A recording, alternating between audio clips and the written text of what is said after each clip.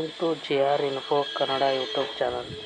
ಇವತ್ತು ನಾವು ಯುವ ನಿಧಿ ಒಂದು ಯೋಜನೆಯ ಏಪ್ರಿಲ್ ತಿಂಗಳಿನ ಹಣ ನಿಮ್ಮ ಖಾತೆಗೆ ಯಾವಾಗ ಜಮಾವಣೆ ಆಗುತ್ತೆ ಎಂಬ ಮಾಹಿತಿಯನ್ನು ಹಾಗೂ ಸೆಲ್ಫ್ ಡಿಕ್ಲರೇಷನ್ನ ಯಾವ ತಿಂಗಳಿಗೆ ನೀವು ನೀಡಬೇಕು ಎಂಬ ಮಾಹಿತಿಯನ್ನು ಈ ವಿಡಿಯೋದಲ್ಲಿ ಸಂಪೂರ್ಣವಾಗಿ ನಿಮಗೆ ತಿಳಿಸ್ಕೊಡ್ತಾ ಇದ್ದೀನಿ.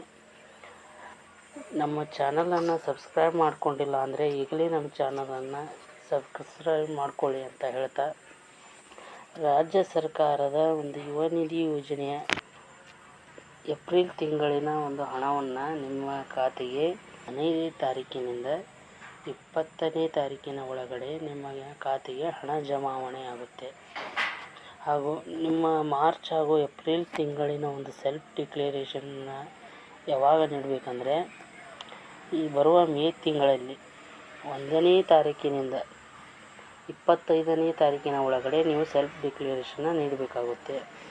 ರಾಜ್ಯ ಸರ್ಕಾರ ನಿಮ್ಮ ಒಂದು ಹಿಂದಿನ ಒಂದು ಸೆಲ್ಫ್ ಡಿಕ್ಲರೇಷನನ್ನು ಏನು ನೀಡ್ತಾ ಇದ್ರಿ ಅದನ್ನು ಒಂದು ಬದಲಾವಣೆಯನ್ನು ತಂದಿದೆ.